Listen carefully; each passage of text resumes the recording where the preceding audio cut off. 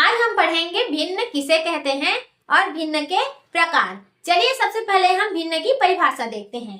देखिए, वह संख्या जो किसी संपूर्ण वस्तु के कुछ भाग को बताए उसे भिन्न कहते हैं। ठीक है, भिन्न का हम सुनते हैं तो हमारे दिमाग में सिर्फ ये आता है 1/2, ठीक है, 3/4, 5/2, ये सभी हमारे दिमाग में आते हैं। लेकिन यहाँ पे क्या बोला है, जैसे हम मान लेते हैं एक रोटी है, ठीक है, यहाँ पे एक रोटी लिया हमने, उसका हमें 4 भाग करना है। ये इसे 4 भाग कर दिए। अब इस 4 भाग से हमें 2 भाग को लेना है और 2 भाग को वहीं पे छोड़ देना है। हम मान लीजिए ये ऊपर वाली दोनों भागों को हमने ये वाली भाग को ले लिया, तो अब हम इसे कैसे लिखेंगे? इसे हम लिखेंगे, देखिए इस रोटी में 4 भाग है तो हम सबसे पहले नीचे में क्या लिखेंगे, यहाँ पे 4 लिखेंगे। और कितने भाग को हमने लिया है? हमने ऊपर वाली 2 भागों को लिया है तो इसे हम 2 लिख देंगे। मतलब जो ये 4 है इस रोटी के संपूर्ण भाग को दर्शाएगा और ये जो 2 है जिसे हमने जो लिया है भाग उसे दर्शाता है। भिन्न का मतलब ये है कि किसी भी संपूर्ण वस्तु के जो भाग को दर्शाता है उसे हम भिन्न कहते हैं। ठीक है, तो चलिए इसके अब प्रकार देखते हैं। हमने भिन्न किसे कहते हैं ये देख लिया, अब चलिए देखते हैं भिन्न के प्रकार। भिन्न के प्रकार में पहला है संक्षिप्त भिन्न। संक्षिप्त भिन्न किसे कहते हैं? वे भिन्न जिसके अंश और हर में संख्याएं अभाज्य हो।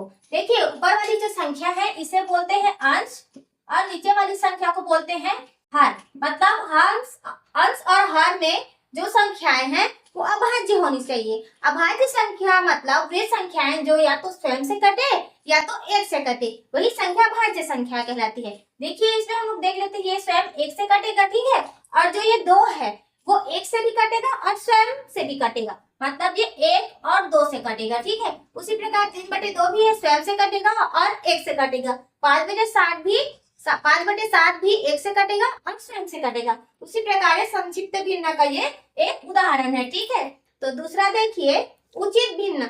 उचित भिन्न क्या होता है? जिसमें जो अंश और हर है, तो अंश का मान क्या होता है? ऊपर वाली संख्याएं छोटी होती है और नीचे वाली संख्याएं बड़ी होती है।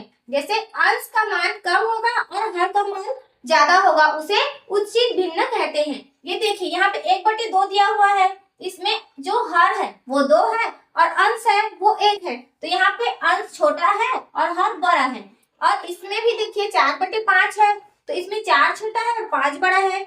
इसमें भी अंश छोटा है और हर बड़ा है। ठीक है, तो इसमें भी सेम वैसी है, तो ये भी एक उचित भिन्न का उदाहरण है। अगर आप लोग को इस टाइप का क्वेश्चन दिया जाए, पूछा जाए कि कौन सा उचित भिन्न है, तो आप ऊपर वाली संख्या और नीचे वाली संख्या को देख के आसानी से बता सकते हैं। ठीक, तो तीसरा देखते हैं हम अनुचित भिन्न।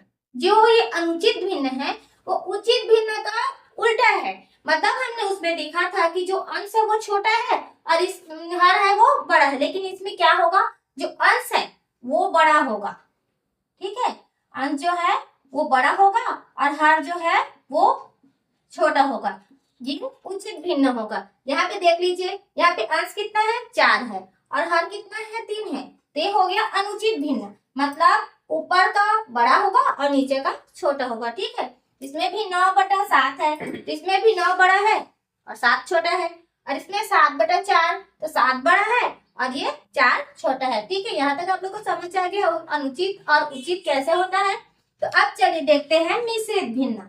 मिश्रित भिन्न वे भिन्न होते हैं जो कि अंश और हर दोनों तरफ होते हैं। मतलब अंश में भी अंश बटा हर होगा और हर में भी अंश बटा हर होगा। ठीक है, देखिए यहाँ पे दिया है 3/5 और यहाँ पे है 7/9, यहाँ पे भी बटे में है और यहाँ पे भी बटे में है। तो इस टाइप का जो क्वेश्चन आएगा वो आप लोग को पता चल जाएगा कि ये कौन सी मिश्रित भिन्न है।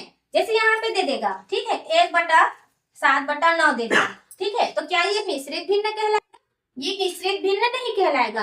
क्यों? क्योंकि अंश में सिर्फ 1 है ना, अंश में सिर्फ 1 है। जैसे देखिए ये 1/1 भी हम लिख देते तो ये भी मिश्रित भिन्न नहीं कहलाता। क्यों? क्योंकि ये 1 कटेगा तो कितना होगा, 1 ही आएगा ना, तो यहाँ पे 1 आ गया। और 1/7/9 है, तो नीचे वाला तो मिश्रित भिन्न में आ जाएगा, लेकिन ऊपर वाला नहीं आएगा, तो ये टोटल मिश्रित भिन्न में नहीं आएगा।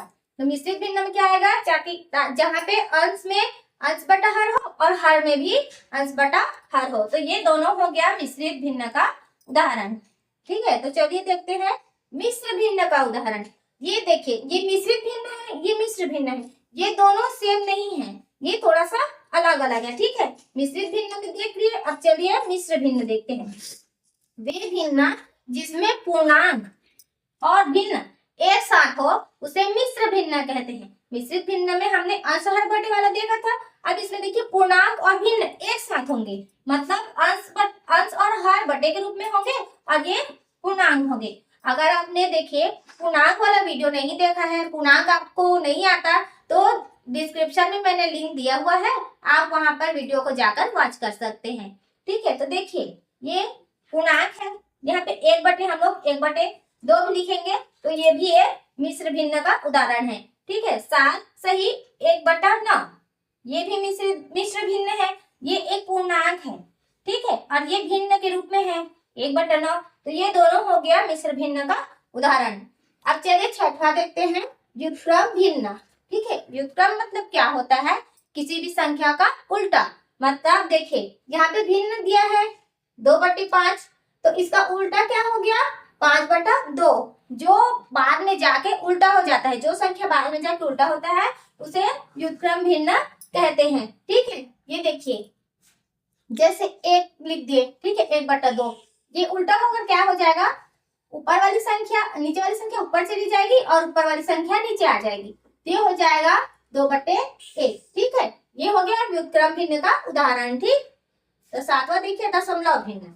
दशमलव भिन्न क्या होता है, वे संख्याएं जिसके बटे के रूप में 1, 100, 1000, 10,000 वैसी संख्याएं होती है उसे दशमलव भिन्न कहते हैं। देखिए यहाँ पे मैंने उदाहरण दिया हुआ है 2/10, 5/100। ठीक है, इसे हम मतलब आगे सॉल्व करेंगे तो ये दशमलव के रूप में आएगा। देखिए यहाँ पे क्या आ जाएगा, 2/10 है तो ये 0.2 आएगा। ठीक है, इसका आंसर, और इसका आ जाएगा 0.05, इसका आंसर आ जाएगा। ठीक है, अगर आप लोगों को दशमलव वाला भी नहीं आता तो वीडियो को लाइक कीजिएगा और सब्सक्राइब कीजिएगा, क्योंकि आगे आने वाली वीडियो में मैं दशमलव से संबंधित क्वेश्चन आप लोग को सॉल्व करके दिखाऊंगी।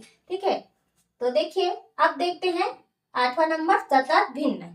अब ये सतत भिन्न क्या होता है, ऐसी भिन्न जो सभी भिन्न एक साथ आते हैं, मतलब उसके पीछे आते जाते हैं। देखिए ये हो गया एक, यहाँ पे एक है तो इसको आप लोग बोलेंगे कि ये भिन्न नहीं है, एक भिन्न है। क्यों, क्योंकि इसके बटे में कुछ नहीं है, मतलब क्या है यहाँ पर एक है, तो 1/1 कितना होता है, एक ही होता है ना, तो यहाँ पे हमने एक को नहीं लिखा है। ठीक है, तो ये हो गया 1 धन 1/2 धन 1/3 धन 1/4, जो एक दूसरे से आपस में जुड़े होते हैं और लगातार क्रम से भिन्न के रूप में ही आते हैं, इसीलिए इसे सतत भिन्न कहते हैं। इसे हम देखिए ये एक है ना, फिर यहाँ पे 1/2 लिख दिए, फिर यहाँ पे 3 लिख दिए, तो क्या ये सतत भिन्न होगा, ये सतत भिन्न नहीं होगा। क्यों, क्योंकि यहाँ पे जो 3 है वो भिन्न के रूप में नहीं है, ये किस रूप में है, ये पूर्णांक में है। ठीक है, तो ये सतत भिन्न नहीं होगा। भिन्न लाने के लिए, सतत भिन्न के लिए इसे हमें बटे के रूप में ही लाना पड़ेगा। ठीक, तो 9वां देख लेते हैं हम समान भिन्न। अब देखिए ये समान भिन्न क्या होता है, ऐसी संख्याएं जिसके अंश असमान, मतलब अंश का मान दूसरा दूसरा होता है और हर का मान सेम होता है, उसे क्या बोलते हैं, हम समान भिन्न कहते हैं। जैसे देखिए ये 3/13, ये 5/13 और ये 9/13, तो अंश का मान अलग अलग है लेकिन हर का मान क्या है, सभी में समान है, मतलब 13 है तो क्या हो जाएगा, ये समान भिन्न होगा। हर समान होगा और अंश अलग अलग होगा तो उसे समान भिन्न कहते हैं। उसी के उल्टा हो जाएगा, देखिए असमान भिन्न।